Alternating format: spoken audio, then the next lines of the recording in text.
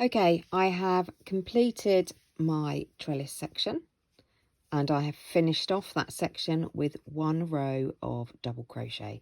So now we're going to start on the pollen stitch. Okay, so to start the stitch, to start the row, we are going to chain 2. And now we're going to work into the 4th chain from the hook. Now, the way I count that, I look at my hook here, disregard the one that's on there. So we're going 1, 2, 3, 4. So that's the one we're going to work into. So just show you that again. So it's that pink hook, that pink one. So chain 2.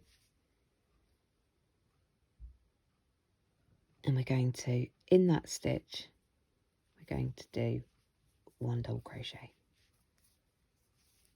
In the next stitch, we're going to work our pollen stitch. Now, to do the pollen stitch, it's also sometimes called the granule, I think. So we put the hook through the stitch and we pull the yarn through. We do that again. Hook through the stitch, yarn over, pull that yarn through. So you've now got 2 loops on your hook. Yarn over, pull through the first loop. Yarn over, pull through the first loop. Yarn over, pull through the first loop. So what you've basically made there is a chain of 3. And we do a yarn over, we pull through both of those loops. What I tend to do now is just kind of push down on the stitch so it folds, and you're going into the next stitch with a double crochet. What it's done is it's made a little raised stitch. So we double crochet into the next 2 stitches. So you've got 3 double crochets all together, and then we do another pollen stitch. So it's hook through the stitch, yarn over, pull through, yarn over, pull through 1, yarn over, pull through 2, yarn over, pull through that 3rd, and then yarn over, pull through both to finish the stitch off. Push your hook down and double crochet into the next stitch. Do 2 more double crochets and pollen stitch into the next.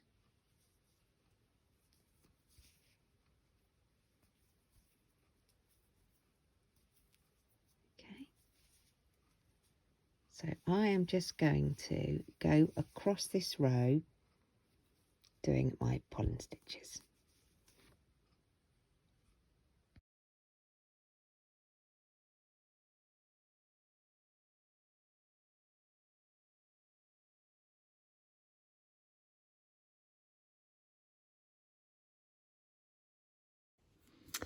Okay, so I've pretty much got to the end of my row. Last pollen stitch I've done 3 doubles afterwards, and I'm left with 1 stitch. So I'm going to just put 1 more double crochet in there. Okay, so that's the end of my first row of pollen stitch. What we do next is we do a row of double crochet. So we chain 1 and then double crochet all the way across. But when you get to your pollen stitch from the previous row, just be careful to make sure that you manipulate the stitch so that the bud is kind of sticking out effectively. Well, it's the back as you're looking at it at the moment, but it's the front of the work, and that you're going through these 2 stitches at the top, because that just finishes off that bud. 2, 3, and very often you'll find that this part of the stitch will perhaps be in front of the bud, so you really kind of need to lift them up so they are at the top of the stitch, like that, and then you can double crochet into them. It just makes sure that when you come to kind of tweak them all out, it's just an awful lot easier and an awful lot neater.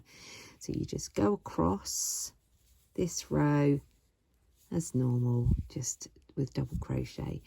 Now, when you come to do your next row, what you'll find is that your little buds should sit in this stitch here in the middle, so that it's kind of diagonal. Okay, just to give you an indication. So I'm going to go and finish off this trellis section, and then I'll come back to you for the very simple honeycomb mesh section.